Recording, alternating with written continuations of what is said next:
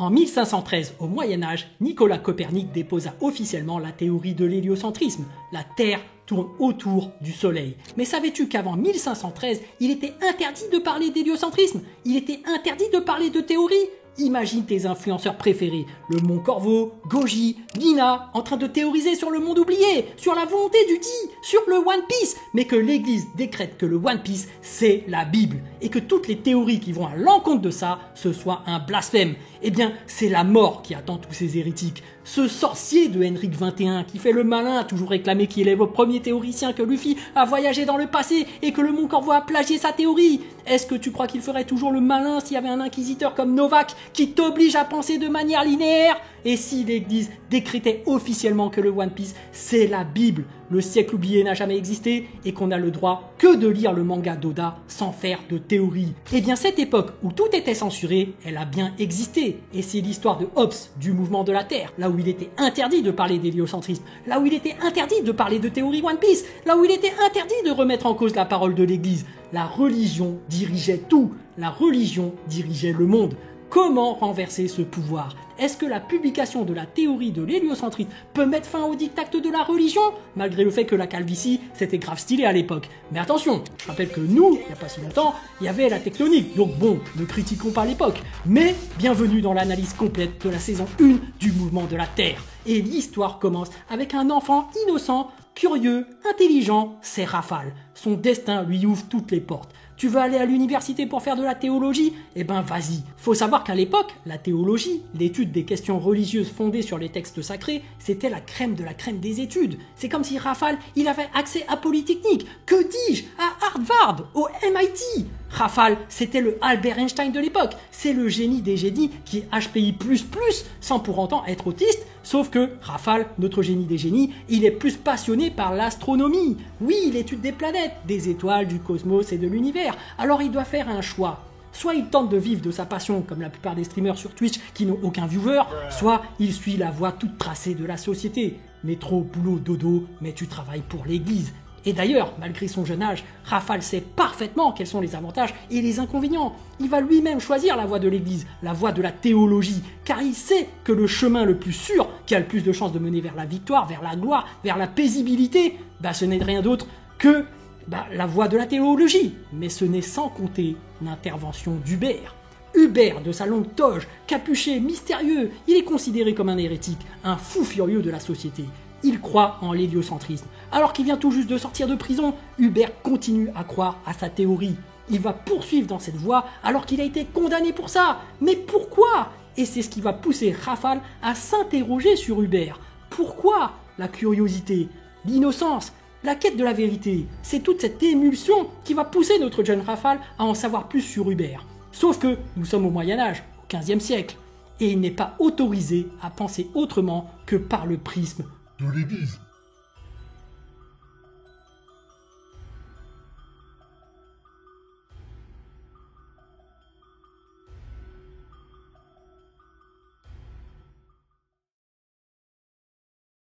Quel est le meilleur moyen de gouverner un pays? Oui, plaçons-nous à la place d'un dictateur. Comment Jules César a fait pour conquérir la Gaule? Et oui, diviser pour mieux régner. Car c'est en s'unissant qu'il y a des mouvements de révolution. Et comment empêcher ces gens de se réunir? Il faut briser leur communication. D'une part, les empêcher de communiquer par la censure, mais en plus, restreindre l'accès à l'éducation, la lecture. Comme ça, plus la population est bête, plus elle est influençable. Et tout ça, ça a déjà été mis en place par le christianisme de l'époque. Pour assurer cette prospérité, ils ont inventé le métier d'inquisiteur. Et c'est le moment d'introduire Novak, l'homme de la justice, celui qui fait régner l'ordre, avec sa voix charismatique de Nanami Kento de Jujutsu Kaisen. Dès que tu l'entends, tu sais qu'il va se passer des dingueries. Rien que lors de son introduction, le mec est en train de torturer des gens, il est en train de retirer des ongles, éclater des mâchoires, mais qu'est-ce qu'il fout? Bref, il est légitime à torturer les hérétiques qui vont à l'encontre du christianisme. Et c'est lui qui va tuer Rafale. Comparé à la narration classique d'un protagoniste qui reste le même pendant toute l'œuvre, du mouvement de la Terre prend le risque de tuer son personnage principal, Rafale. J'avoue que ça m'a chamboulé. J'aimais bien ce perso, il symbolisait l'enfance, l'innocence, et c'est justement l'effet escompté.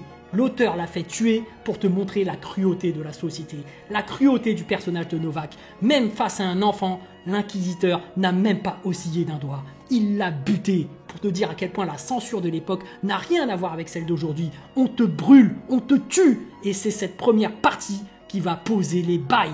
Comment détruire la censure imposée par l'Église pour enfin avoir cette liberté de penser.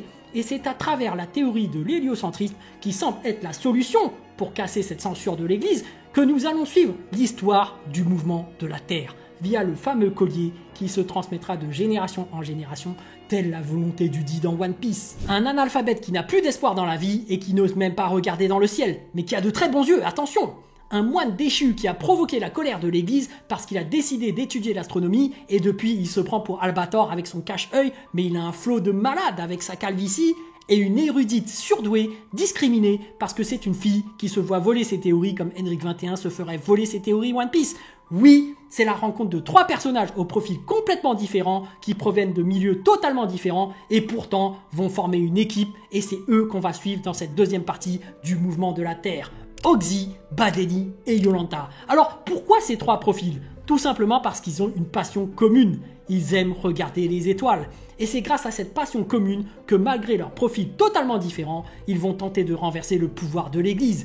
Et ce qui est très fort, c'est que ces 3 personnages subissent chacun de leur côté une injustice sociale et se retrouvent à la limite de la marge. Prenons le cas de Oxy. De base, le mec ne sait pas lire. Il est là à combattre des gens avec son épée, mais il est totalement perdu dans sa vie. Il ne sait même pas pourquoi il tue des gens. Il a tellement été formaté par l'Église qu'il n'a même plus de but dans sa vie. Il ne prend aucun plaisir dans sa vie, il attend juste sa mort pour espérer rejoindre le paradis. Mais c'est en croisant son ami fan d'astronomie, en voyant son visage s'illuminer de joie face aux étoiles, et même lorsque son trépas est imminent, qu'Oxy va se demander « Mais pourquoi son ami est si heureux alors qu'il est envoyé en enfer ? Il a quand même été condamné pour blasphème !» Et cette incompréhension, cette curiosité, cette quête de vérité pour en apprendre plus sur le ciel et sur lui-même qui va le pousser à mieux comprendre la société dans laquelle il vit. Yolanta, juste parce que c'est une femme, elle est discriminée. À l'époque, les femmes qui faisaient de la science étaient considérées comme des sorcières. Elles étaient carrément envoyées au bûcher, c'est une dinguerie. Mais dans Du mouvement de la Terre, Yolanta se fait carrément exploiter par Kolb qui signe de son nom toutes ses découvertes. Mais malgré cela, elle continue. Quelle pigeonne, mais bon. Tout simplement parce qu'elle aime l'astronomie, elle aime l'étude du ciel, des étoiles et de l'univers. Elle est même prête à participer à des projets proposés sur un tableau dans la rue, visible du grand public, et c'est d'ailleurs ce qui va permettre à Badeni de la repérer. Badeni, lui, c'est celui qui avait tout pour réussir. Malgré le fait qu'il se prenne pour Nick Fury des Avengers avec son cache-œil, il a quand même un haut statut dans la société. Vu qu'il est reconnu en tant que prêtre, d'où sa calvitie hyper stylée, il représente tout de même l'église. Il vit donc modestement et a accès à de nombreux contacts, notamment frère Klabowski, à qui il va léguer à la fin toute sa connaissance via les SDF sur lesquels il a écrit sur le crâne. Et c'est là tout l'intérêt de la synergie des personnages et de leur développement. Sans Oxy, Badeni n'aurait jamais pu accéder au SDF. Sans Yolanta, Badeni n'aurait jamais pu résoudre ces équations mathématiques. En fait, c'est grâce à ses amis que Badeni a pu s'ouvrir aux autres et apprendre d'eux. Avant, Badeni méprisait complètement les SDF. Il méprisait complètement Oxy. Et pourtant, c'est envers ce livre qu'il a écrit, Oxy, que Badeni va miser tous ses espoirs. Et il y a réciprocité. Grâce aux interactions entre eux, c'est grâce à Yolanta qu'Oxy va apprendre à lire et à écrire, c'est grâce à Badeni que Yolanta va apprendre l'héliocentrisme, mais c'est grâce à Yolanta que Badeni va pouvoir avancer dans ses calculs mathématiques, et c'est aussi grâce à leur rencontre avec le comte Piast, attention, qui avait passé toute sa vie à étudier une théorie erronée que Badeni va réexploiter dans sa bibliothèque, que dis-je, toute sa vie, et celui de son prédécesseur. Et c'est ce qui fait la beauté de la science, parce qu'un dogme, c'est une affirmation considérée comme incontestable, intangible. Personne n'aurait l'idée de remettre en cause un dogme. C'est comme si, à notre époque actuelle, on remettait en doute le fait qu'on soit déjà allé sur la Lune, ou encore que le Covid existe bel et bien, ou encore que le One Piece existe bel et bien. Mais ce qui fait la différence par rapport aux saintes écritures bibliques de la religion, la science n'est que théorie. Il y a toujours une marge d'erreur qu'il faut considérer et qu'il faut toujours remettre en cause, car une théorie, par rapport au prisme dans lequel il se situe, peut toujours être remise à jour. Entre nous, qui croit en la fin du monde à cause du réchauffement climatique? Parce que les scientifiques n'arrêtent pas de lever des alertes en ce moment. L'extinction de certaines espèces, le problème de biodiversité, est-ce que tout ceci est réel? Quelle est la marge d'erreur par rapport à la science? La science, est-ce que ce ne serait pas de toujours se rapprocher de la vérité sans pouvoir l'atteindre?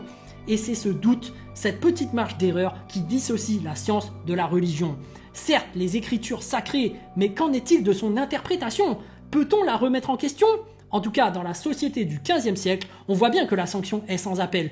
Punition directe de la main de Novak. Et c'est justement ce qu'on aime dans cet animé, cet enfoiré de Novak. Dès qu'il apparaît dans cette deuxième partie, tout de suite, t'as cette tension, t'as cette pression. Tu sais que ce gars-là, il est pas là pour rigoler. Quand il arrive et qu'il dit « Ah ouais, mais en fait, je suis le père du Jolanta, je suis l'inquisiteur ». Ah, tu vois tout de suite qu'Ogzi transpire de tout son être. Et c'est là que c'est incroyable. Alors qu'il n'y a pas beaucoup de combats, il y a des retournements de situation dans tous les sens. Novak qui laisse Badeni et Ogzi partir, mais en fait il revient vers eux parce qu'il voulait raccompagner sa fille. Et qu'Ogzi gagne du temps pour que Badeni s'échappe par le tunnel qu'il avait creusé. Et qu'au final, Ogzi se fait capturer et accepte de se faire torturer. Mais qu'au final, Novak te ramène aussi Badeni dans la salle de torture et se sert d'Ogzi pour le faire parler. Et finalement, Badeni qui cède alors qu'il avait tout calculé. Il donne la localisation de toutes les recherches de Novak. Et le putain de choc quand Badeni et Ogzi se font brûler au bûcher. Tu te dis non, ça peut pas finir comme ça. En plus, on s'est attaché aux personnages, on les aime bien, mais qu'en fait, après leur mort, Badeni avait prévu que les SDF se réunissent auprès de frère Klabowski pour leur transmettre la théorie. Tu te dis waouh! En plus, c'était amorcé lors des épisodes précédents. Ogzi donnait du pain aux SDF et Badeni disait « Je veux m'entretenir avec chacun d'entre eux ». Tu te demandais « Mais pourquoi en fait ?» Tu te demandais pourquoi? Mais en fait, c'était pour leur écrire sur le crâne. Non mais c'est une dinguerie scénaristique. Que des rebondissements bien menés pour un plan aussi incroyable. Waouh! J'ai surkiffé. Même si on est d'accord, c'est complètement surréaliste. Le fait d'écrire sur le crâne des personnes comme ça, c'est du grand n'importe quoi. T'imagines? Oda il écrit ce qu'est le One Piece sur le crâne de Henrik 21. Mais c'est du n'importe quoi. Oh! On n'écrit pas sur le crâne des gens comme ça. Non mais ça se fait pas. Enfin bref, toute cette zumba pour qu'au final, il n'y ait toujours pas de publication de l'héliocentrisme et que nos protagonistes finissent par crever. C'est pour te dire à quel point la censure était puissante à l'époque. Même une énième génération n'a pas suffi pour que ce soit publié. Et même pire, toutes les études qui ont été menées ont failli être détruites à cause de la censure. À cause de Novak, un seul mec, hein. Et c'est ainsi qu'on va arriver vers une nouvelle ère qui va pouvoir émanciper la liberté d'expression. La nouvelle vague de la piraterie, celle du capitalisme. 25 ans plus tard, oui c'est chiant de changer de protagoniste, moi aussi je l'ai très mal vécu, on découvre un nouveau protagoniste, Duraka, une nomade qui possède le Sharingan, capable de mémoriser ce qu'elle voit et le reproduire au plus grand des calmes. Oui, j'ai trouvé ça fort de café, la mémoire photographique, mais admettons, après tout, on écrit bien sur le crâne des SDF maintenant, donc voilà. Duraka, jeune génie de la société gitane qui va commencer à introduire des idées de droite alors que sa communauté partageait équitablement leurs richesses, ce qui est un concept de gauche. C'était des communistes, oui, on commence à faire de la politique sur ma chaîne. Non, je rigole, évidemment, je sais que c'est un terrain glissant, on va essayer d'être apolitique, même si je sais qu'on m'a déjà catégorisé d'extrême droite parce que j'ai parlé au chef Otaku qui lui-même avait parlé à quelqu'un d'extrême droite et que, comme tu vois, l'extrême droite c'est comme un virus qui se propage, dès qu'il y en a un qui en parle à un autre, bah boum, ça se propage, mais bref. Les amis, j'ai la carte vitale, je suis là pour ça, donc je ne suis pas d'extrême droite. Mais bref, on va arrêter, on va reparler du manga. Duraka, fille super intelligente qui possède le Sharingan, va comme par hasard se retrouver pile dans la maison où Frey, membre du Front de Libération, avait caché son livre. Elle va être là, oh tiens, un tiroir, je l'ouvre, un livre à l'intérieur, je vais le lire, et comme par hasard, boum, c'est le fameux livre qui contient toutes les informations, toute l'histoire de ce qu'on avait vécu précédemment. Et bah bizarrement, hein, elle est là, elle contemple son livre tranquillement, alors que dehors, bah il y a son vieux tonton qui est alcoolique, qui allait chercher un vieil évêque, un vieux prêtre qui adore les petites filles, qui est prêt pour les racheter. Tu te dis, c'est quoi ce délire? Comment ça se fait qu'elle est là tranquillement à lire son bouquin? Mais bon, allez, pourquoi pas? Il s'avère que parmi les soldats qui accompagnaient Monseigneur Anthony, l'évêque, il y avait des infiltrés. Schmidt, le moustachu du Front de Libération des Hérétiques, qui a réussi à abattre tous les soldats de Monseigneur Anthony, mais par contre le Monseigneur, on le touche pas, on le laisse en vie. Après, bien sûr, ce n'est pas en abattant quelqu'un en particulier qu'on détruit tout un système en place. Mais là, la scène où Monseigneur s'enfuit tout seul, j'ai trouvé ça un peu fort de café aussi. J'attendais à ce qu'il y ait plus de fous furieux dans ce Front de Libération des Hérétiques pour pouvoir le tuer. Mais allez, pourquoi pas? C'est quand même avec monsieur Monseigneur Anthony que Duraka va refaire affaire plus tard, donc ça va. Duraka s'en sort finement bien en brûlant le livre devant Schmidt, même si, on va pas se mentir, c'est quand même une facilité scénaristique cette mémoire photographique. Voilà quoi, il fallait créer un besoin, une dépendance pour que Duraka rejoigne le Front de Libération des Hérétiques, pour qu'ensuite on te raconte ce qu'est le Front de Libération depuis une vision extérieure. Mais n'empêche, c'est quand même touchant de voir l'évolution de personnage de Duraka. À la base, c'est juste une pauvre qui agit pour l'argent. Et c'est une noble cause, attention, hein. Mais passer de se battre pour l'argent à je suis prêt à sacrifier ma vie pour publier un bouquin, je trouve qu'il y a une évolution incroyable. Bon, la vérité c'est que Duraka, c'est bien plus compliqué que ça. Sa conviction n'était pas vraiment l'argent en soi. Par rapport à l'éducation qu'elle a eue, ses parents lui ont inculqué les valeurs de l'argent, mais surtout ils se sont sacrifiés pour elle, pour lui donner de l'argent. Au-delà de l'héritage matériel, il y a ce lien de parenté qui symbolisait ces pièces de cuivre qu'ont léguées ses parents. C'est un souvenir, c'est bien plus que de l'argent. On va voir constamment dans la suite de l'histoire que Duraka va parler à ces pièces, comme si c'était des guides spirituels, une projection de ses propres parents pour ne pas se sentir toute seule et se sentir accompagnée. Et c'est face à Jolanta qu'elle va ouvrir sa vision sur le monde. Et ce moment où on apprend que la chef de l'organisation, c'est Jolanta, aïe aïe aïe, j'ai eu un petit frisson, parce que ça me fait chier de ne plus voir les personnages qu'on suivait depuis le début. Moi je vous l'avoue, j'aimais bien Badeni, j'aimais bien Hogsy, j'aime bien quand le protagoniste ça reste toujours le même, j'aime bien la narration classique. Sauf que dans du mouvement de la Terre, la mort de ces personnages servent le propos. Donc on ne peut pas reprocher à l'auteur de tuer ces personnages. Mais ça fait quand même plaisir de retrouver Jolanta, de retrouver ce qu'elle est devenue, à quel point elle a évolué. Et puis, ils ont joué avec la nostalgie jusqu'au bout, parce qu'en même temps que Duraka lui re-racontait l'histoire du livre, Jolanta revivait ses aventures avec Hogsy et Badeni. Et nous, téléspectateurs, en même temps que Jolanta, on revivait ses aventures avec Hogsy et Badeni. Nous aussi, on revivait ses aventures. Oui, c'est beau! Et le coup de grâce, juste après cette scène, nouveau plan sur Novak et sa voix de Jujutsu Kaisen. Putain, le frisson, les gars. Franchement, c'est une masterclass. Dès que Nova, il est là, il y a tout de suite cette tension, cette pression. Ce mec-là, c'est un dingue. Surtout que tu connais la relation entre lui et Jolanta. Père et fille, confrontation finale. Tu t'attends à ce que les deux se croisent du regard, que le père se mette à pleurer devant sa fille, ou qu'il tente de la tuer malgré tout. Tu t'attends à un petit quelque chose? Eh ben non. En fait, les deux ne vont même pas se croiser du regard. À peine arrivé au repère de Jolanta, Novak va juste voir la maison exploser. Bon, le symbole est fort, Jolanta est vraiment déter de ouf, se faire exploser comme ça, faut le faire. Mais cette mort, en fait, Novak ne va même pas s'en rendre compte que c'était sa fille. Ou du moins, quand il récupère son bras, oui c'est gore quand même de récupérer un bras comme ça, mais bref, à ce moment précis, on peut se demander, est-ce que Novak ne serait pas au courant que ce bras appartenait à sa fille? Moi je pense que oui. Sauf que la scène était tellement violente que face au futur traumatisme que ça pouvait créer, je pense que Novak n'a pas voulu regarder la réalité en face et il est resté dans le déni. Mais qu'intérieurement, il le savait. Dans son subconscient, il le savait. Je sais pas si tu vois ce que je veux dire. Bref, les péripéties vont continuer et on va apprendre qu'en fait, leur plan, c'est de publier le livre en masse grâce à la machine à impression. Et c'est ça qui est super important, l'évolution technologique. D'une part, la poudre à canon, mais surtout par rapport au contexte, l'imprimerie. Et moi, ma théorie, c'est que finalement, la théorie de l'héliocentrisme, ce n'est pas grâce aux aventures de nos amis que celle-ci va devenir populaire. Pour moi, c'est grâce à la technologie, grâce au progrès, l'avancement de la technologie. Parce que certes, Copernic, par la suite, va avoir vent du fait que la Terre tourne, par le biais d'une simple discussion de couloir suite à la lecture d'une lettre envoyée du passé de Nanani. Bref, mais je me dis qu'avec l'avancée technologique, avec l'arrivée de l'impression, n'importe qui aurait pu faire cette découverte. On va pas me faire croire que seul un mec du passé seulement avait eu l'hypothèse que la Terre tourne autour du Soleil. D'ailleurs, il y avait déjà Hubert au tout début.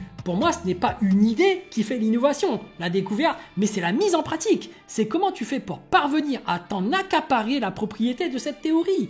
Par exemple, les réseaux sociaux. Il y avait bien MySpace, Skyblog et d'autres qui existaient avant Facebook. Et pourtant, c'est Zuckerberg qui est reconnu comme le créateur du concept de réseau social. De toute façon, pour moi, dès que cette partie fut terminée avec la mort de Novak, il n'y avait pas vraiment d'intérêt à la suite du manga. Le fil rouge, c'était la publication de l'héliocentrisme. Du moment que Novak n'était plus, t'as plus de censure en fait. Et comme t'as plus de censure, t'as plus de tension et donc perte d'intérêt pour la dernière partie de l'animé. C'est pour ça que moi, la dernière partie, je l'ai trouvé pas ouf en fait. En plus, ils ont pris un précepteur qui ressemblait comme 2 gouttes d'eau à rafale, c'est du n'importe quoi. En fait, mon cerveau a bugué à ce moment-là. Je savais plus du tout qu'est-ce que c'était l'histoire en fait. Où est-ce qu'on en était au niveau temporalité? Parce que si c'était Rafale qui avait survécu et que là c'était son futur, en fait il y a incohérence. En plus, dans la dernière partie où ils réunissent tous les scientifiques, j'ai cru apercevoir Jolanta dans la même pièce. Tu te dis merde, c'est quoi ce multivers? Qu'est-ce qui s'est passé? Alors qu'en fait ce sont tous des personnages différents, c'est juste que l'auteur est aussi nul qu'Oda, il dessine Nami de la même façon que Vivi et Yamato. Enfin bref, en fait, Ils avaient tous la même tête, bizarre la fin. J'ai pas du tout aimé. L'exécution était mauvaise. C'est pour ça que j'avais décroché de l'histoire et comme quoi le plus important, c'est vraiment l'exécution. Mais c'est vrai que la mort de Novak était incroyable. Il brûle l'église en même temps que l'évêque et je dois admettre que ce passage m'avait laissé un peu dubitatif. Déjà le fait que Novak rentre dans la salle et que tranquillement l'évêque ne se doute de rien, il n'est pas sur ses gardes. Tu sais, nous on a suivi Novak, on sait que c'est un fou furieux. Le mec, normalement, il arrive, t'es censé t'inquiéter. Alors que l'évêque, il est trop paisible, en fait. En fait, le décalage est logique, mais par rapport à nos mœurs, quand un inconnu fou furieux rentre dans la même pièce que toi, t'as quand même tendance à rester sur tes gardes. Moi, j'ai trouvé, en fait, Monseigneur Antony un peu trop calme. Bon, après, tu vas me dire que c'est un religieux, donc voilà, ça passe. Le moment où Monseigneur Antony dit à Novak qu'il n'entrera pas dans l'histoire, c'est une dinguerie, ça. En fait, on apprend que Novak, c'était le seul déter à vouloir censurer l'héliocentrisme à ce moment précis. En gros, tout le monde s'en battait les couilles, c'est une dinguerie ça. Et c'est là qu'il faut relativiser sur ce qui t'arrive dans la vie. Bref, la mort de Novak, avec l'apparition de Rafale, c'est à ce moment que Novak fait face à ses propres démons. Voilà comment je perçois le personnage de Novak. Pour moi, c'est un lâche, quelqu'un qui a toujours fui ses responsabilités. Lorsqu'il a tué Rafale, un jeune garçon innocent, il savait que quelque chose n'allait pas bien. Mais il a continué à fermer les yeux et c'est ça qui est fort, c'est que c'est finalement sa conscience qui l'a fait sombrer dans la dépression et l'alcool. Pareil pour sa fille Jolanta. En fait, Novak, il est super intelligent, il sait qu'il est en tort, mais il était resté dans le déni pour éviter d'affronter ses véritables problèmes. Un lâche. Et c'est qu'au moment de sa mort qu'il comprend que c'était sa fille qui s'était fait exploser. En enfilant le gant au bras qu'il avait récupéré, c'est en discutant avec Rafale qu'il comprend que c'était lui le méchant de l'histoire. Pour moi, c'est à la mort de Novak que se terminait vraiment l'histoire du mouvement de la Terre. Parce que avec sa mort, il y a toute la pression, toute la censure qui partait avec.